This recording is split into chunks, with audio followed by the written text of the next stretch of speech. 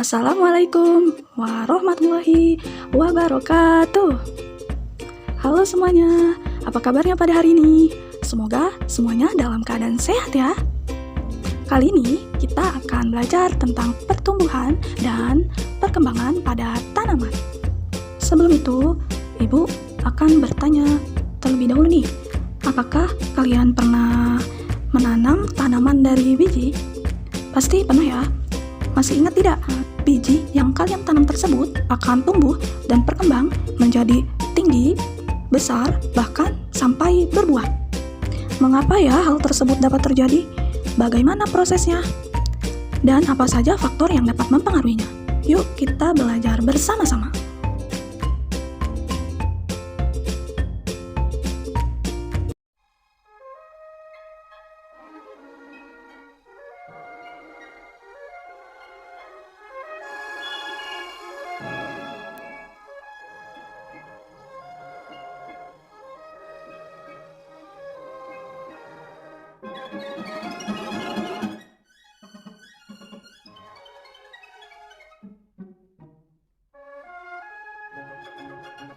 Nah, proses yang terjadi di dalam video tersebut merupakan proses perkecambahan, di mana proses perkecambahan merupakan tahap awal mula proses pertumbuhan perkembangan. Apa itu pertumbuhan? Pertumbuhan adalah proses bertambahnya jumlah atau ukuran atau volume sel suatu makhluk hidup, sehingga tumbuhan yang tadinya ukurannya hanya 6 cm, terus tumbuhan tersebut akan tumbuh menjadi 10 cm.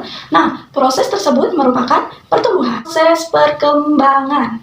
Proses perkembangan merupakan proses makhluk hidup menuju kedewasaan atau pematangan fungsi organ. Contohnya adalah tumbuhan akan menghasilkan buah.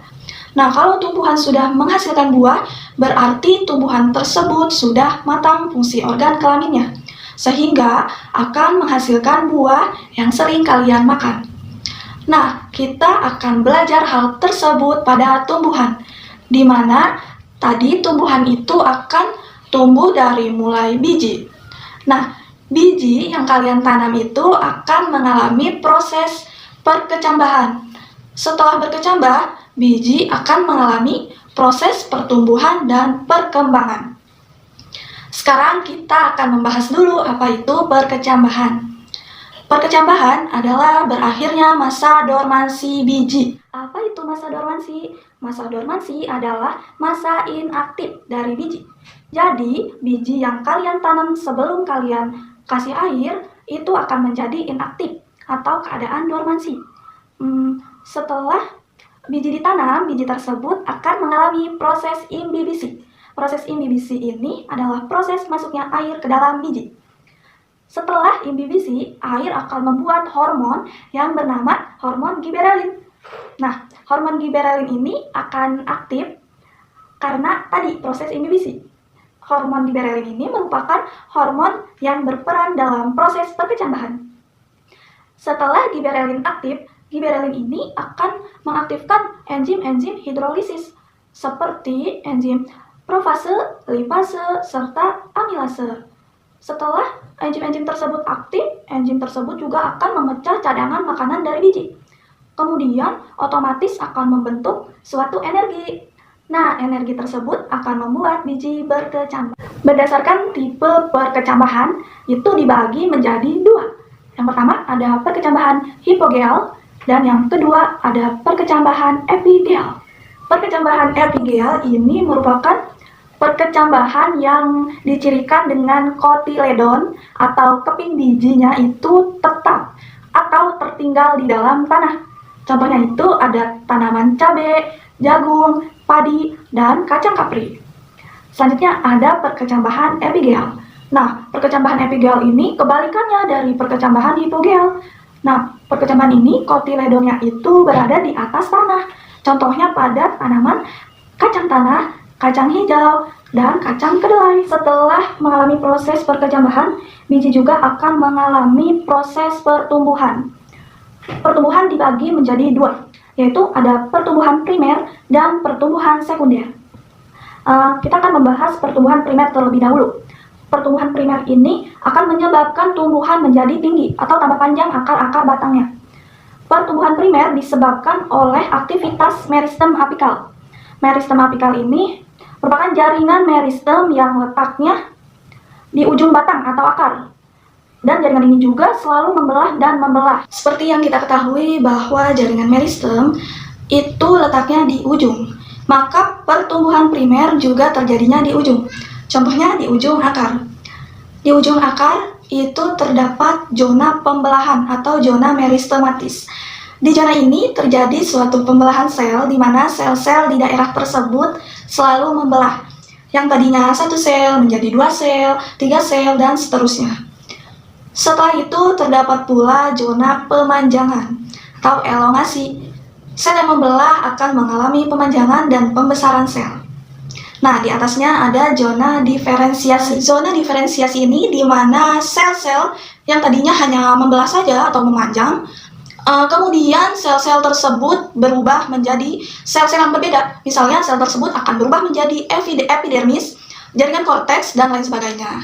Nah, tadi kita sudah membahas pertumbuhan primer. Nah, kemudian kita akan membahas pertumbuhan sekunder. Nah, pertumbuhan sekunder ini merupakan pertumbuhan yang menyebabkan tumbuh menjadi lebar. Akar dan batangnya itu dia membesar. Karena adanya aktivitas kambium. Perlu diingat ya, pertumbuhan sekunder ini proses berubahnya akar dan batang menjadi besar karena aktivitas kambium. Sedangkan pertumbuhan primer itu proses berubahnya tumbuhan menjadi panjang atau tinggi karena aktivitas meristem. Tadi kan pertumbuhan sekunder itu terjadi akibat adanya aktivitas kambium. Nah, di dalam batang tanaman itu terdapat floem, kambium, dan xilem. Nah, kambium ini yang akan membelah menjadi floem sekunder dan xilem sekunder. Nah, hasilnya ini akan menjadi lingkaran tahun, di mana batangnya itu akan membesar terus-menerus. Setelah mengalami pertumbuhan, proses selanjutnya yaitu terjadinya perkembangan, di mana tumbuhan tersebut sudah matang sel-sel kelaminnya dan menghasilkan bunga atau akan menjadi buah. Setelah kita belajar tentang proses pertumbuhan dan perkembangan, nah apa saja sih faktor-faktor yang dapat mempengaruhi proses pertumbuhan dan perkembangan? Mari kita belajar bersama. Faktor yang mempengaruhi pertumbuhan dan perkembangan ini ada 2. Yang pertama faktor eksternal dan yang kedua ada faktor internal. Faktor eksternal ini adalah faktor yang berasal dari luar tubuh tumbuhan, seperti nutrisi, cahaya, suhu, kelembaban, aerasi, dan lain sebagainya. Yang kedua ada faktor internal ini terdiri dari gen dan hormon. Semua makhluk hidup mempunyai gen yang dapat diwariskan kepada keturunannya. Sedangkan hormon pada tumbuhan terdiri dari 7 hormon yang fungsinya berbeda-beda. Yang pertama ada hormon auksin. Hormon auksin ini berpengaruh terhadap pemanjangan akar dan batang, serta merangsang pertumbuhan akar lateral, dan juga membantu untuk melakukan partenogenesis. Partenogenesis ini merupakan pertumbuhan buah tanpa biji. Yang kedua ada hormon giberelin. Hormon giberelin ini berfungsi untuk mencegah tumbuhan tubuh kerdil. Hormon giberelin juga berpengaruh terhadap proses perkecambahan, di mana hormon ini akan mengaktifkan enzim-enzim hidrolisis untuk memicu adanya pertumbuhan dan perkembangan. Nah, yang ketiga ada hormon sitokinin. Hormon sitokinin ini terkenal dengan sebutan hormon anti penuaan karena akan merangsang pembelahan terus-menerus. Yang keempat ada hormon etilen. Hormon etilen ini merupakan satu-satunya hormon yang berbentuk gas. Biasanya kita sebut sebagai karbit. Hormon ini berfungsi untuk pemanasan buah atau pematangan buah. Selanjutnya ada asam absisat. Asam absisat berfungsi untuk merangsang pengguguran daun dan merangsang buka atau tutupnya stomata. Selanjutnya ada hormon kalin. Hormon kalin berdasarkan organ yang dipengaruhinya terdiri dari rizokalin, kaulokalin, filokalin, dan antakalin. Rizokalin ini berfungsi untuk mempengaruhi pertumbuhan akar, sedangkan kaulokalin berfungsi untuk mempengaruhi pertumbuhan batang.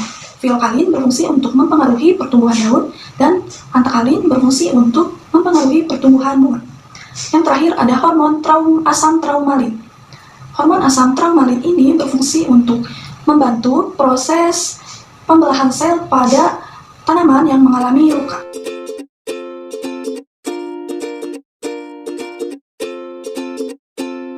Oke, baiklah, sekian pembelajaran hari ini. Semoga bermanfaat. Tetap semangat. Assalamualaikum warahmatullahi wabarakatuh.